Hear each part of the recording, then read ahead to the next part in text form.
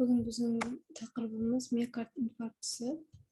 Миокард инфарктісі дегеніміз бұл осы уақытқа дейін өткен тақырыбымыз, яғни миокардтың қанмен қамтамасыз етілуінің абсолюттік немесе салыстырмалы жеткіліксіздігіне байланысты миокардтың ишемиялық некрозының дамуымен жүректің ишемиялық ауруының клиникалық түрлерінің бірі болып табылады. Миокардтың негізгі этиологиясы бойынша айтатын болсақ, миокард инфарктісі бұлар коронарлық артериялардың, яғни миокардты қамтамасыз ететін тамырлардың бітелу нәтижесінде дамиды. Бұлардың негізгі себептері болуы мүмкін. Коронарлы артериялардың атеросклерозы, бұл 93-98% жағдайда кездеседі. Және де хирургиялық операциялар, бұлар артерияларды байлау немесе ангиопластикалық диссекция кезінде байқалады. Және де коронарлы артериялардың эмболизациясы және коагуляциялар мен тромбоздар, миелоэмболия мен бітелу салдарынан. Сонымен қатар коронарлы артериялардың спазмы салдарынан дамуы мүмкін. Негізгі қауіп факторлары эндогенді және экзогенді деп бөлініп қарастырамыз. Эндогенді қауіп факторларында бізде тұқым қуалаушылық, сахарный диабет болуы мүмкін, артериалды гипертензия, артық салмақ және де холестериннің қанда деңгейі жоғарылауы. Экзогенді себептер бұлар гиподинамия, спортпен шұғылданбау және де әртүрлі зиянды привычкалар, сонымен қатар психикалық жаңағы стресс жағдайлары болып табылады. Жалпы классификациясына келетін болсақ, бұлар объемына қарай ұсақ ошақты, ірі ошақты деп бөліп қарастырады, және де зақымдалу анатомиясына қарай трансмуральды, интрамуральды, субэндокардиальды және субэпикардиальды деп бөліп қарастырады. Және некроз ошағының орналасуына қарай бізде сол жақ қарыншаның инфаркты, оның өзі алдыңғы, бүйірлік, төменгі, артқы деп бөліп қарастырады. Сонымен қатар жүрек ұшының миокард инфарктісі деп бөліп қарастырады, және де қарынша аралық перегородканың миокард инфарктісі деп осылай жіктелініп отырады. Бізде ЭКГ арқылы белгіленіп, бізде ST сегментінің көтерілуімен жүзеге асады. Жалпы миокард инфарктісінің негізгі классический және атипиялық түрлері кездеседі.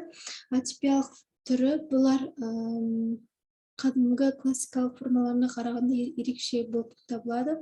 Бұларға негізде абдоминальды, астматикалық, церебральды және де ауырсынусыз жүретін түрі тән. Абдоминальды инфаркт кезде ол миокард инфарктісінің артқы қабырғасында ауырсынудың байқалуы мүмкін, және де эпигастр аймағына, кейде оң жаққа гипохондрия аймағына ауырсыну берілуімен көрінеді. Көбінесе жүрек айну және іштің кебуі метеоризммен бірге жүреді. Келесі астматикалық вариантында ол сол жақ қарыншаның жедел жеткіліксіздігінің типтік клиникалық белгілерімен жалғасады.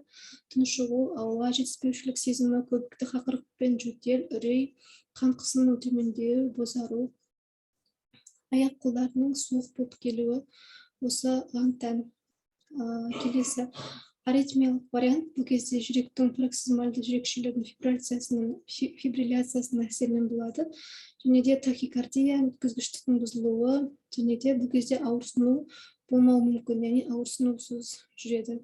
Церебральды вариант кезде бұл кезде бастың қан айналым бұзылыстары, динамикалық церебральды қан айналымының белгілерімен көрінеді. Бас ауыру, бас айналу, сенсорлық және қозғалыс бұзылыстары көрінеді.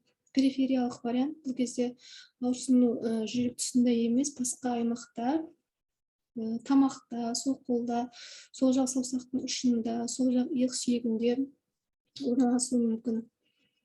Миокард инфарктісінің негізгі кезеңдері біз 4 кезеңге бөліп қарастырамыз. Ең өткір кезеңі, бұл кезде ишемиялық дамуының миокард некрозының пайда болуына дейін созылады. 12 сағатқа.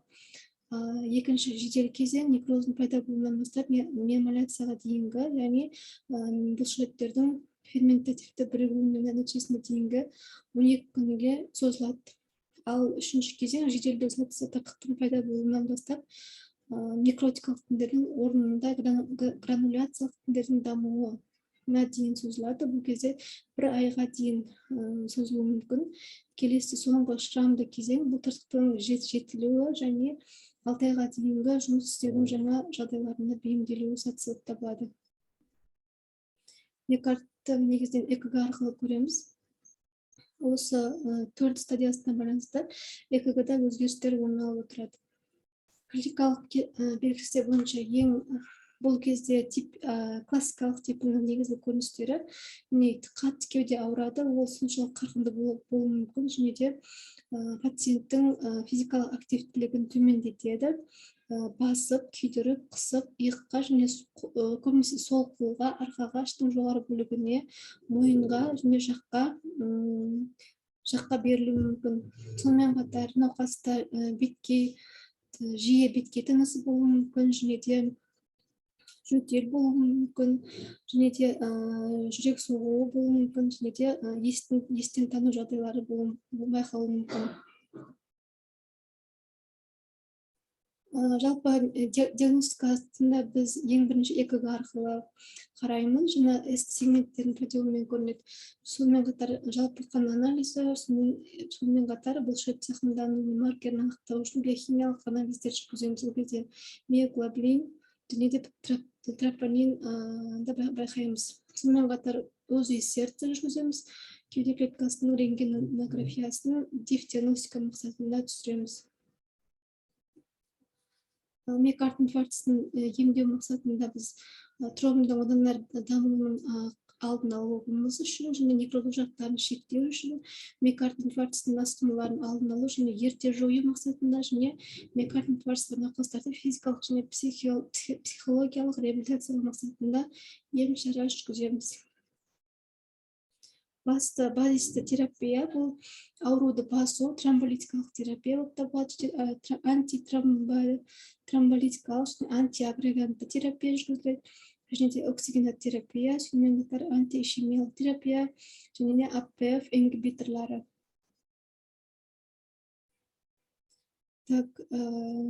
Ауруды басу үшін бізде ең әуелі науқастың пульсі мен артериалды қысымын бақылауда ұстаймыз, сонымен қатар мұрын арқылы кислород беру, сонымен қатар ЭКГ арқылы біз қай стадиясында жүріп жатқанын береміз, сонымен қатар ауруды басу үшін анальгетиктер қолдануға болады. Тромболитикалық терапия кезінде біз гепаринді ұсынамыз, немесе эноксипарин 70 единицалық бірлікте. Тромболитикалық препараттар кезде металлиз бен стрептогеназа препараттары қолданылады. Сонымен қатар бета-адреноблокаторлар, бұлар ауруды басу үшін және некроз аймағын шектеу мақсатында көктамыр ішіне енгізіледі. Жалпы миокард инфарктісінің негізгі осложнениялары бұлар ерте және кеште бөлінеді. Ерте осложнение беру ол жүректің жедел жеткіліксіздігін тудыруы мүмкін, кардиогенді шок тудыруы мүмкін, және де жүректің өткізгіштігінің ритмінің бұзылуынан дамытуы мүмкін, тромбоэмболитикалық осложнение болуы мүмкін, перикардиттануы мүмкін. Ал кеш сатысында бізде инфаркттан кейінгі синдром, яғни Дресла синдром пайда болады. Сонымен қатар жүректің созылмалы жеткіліксіздігі дамуы ықтимал. Кардиогенді шок кезде жалпы шоктың белгілері көрініс табады, барлық өмірлік маңызды бар органдардың әлсіреуі, оның ішінде ақыл есінің әлсіреуі, тыныстың әлсіреуі, акрациноз, жүректің әлсіреуі, жүректің қызметінің төмендеу, функциясының кері кетуі, олигурия, және де іште вздутие, метеоризм көріністер байқалады. Жалпы кардиогенді шок осложнение ретінде осы миокард инфарктісінің профилактика мақсатында жалпы 50% ВОЗ дейді ғой, яғни өмір салтын жақсарту, ең әуелі жағымсыз әдеттерден арылу, сонымен қатар дұрыс тамақтану, майлы тағамдардан бас тарту, себебі тамырлардың арасында просветкалардың бітіп қалатын бізде холестерин, сондықтан дұрыс тамақтану болып табылады. Және де белсенді өмір салты, үнемі спортпен шұғылданып, денеде кислород мөлшерін арттыру. Және де егер науқаста өзінде бұрыннан қан қысымы жоғары болса, немесе артық салмақ болса, онымен күресу керек. Және осы миокард инфарктісіне әкелетін экзогенді және эндогенді факторлардан аулақ болу керек деп табылады. Осымен сабақ бітті. Миокард инфарктісі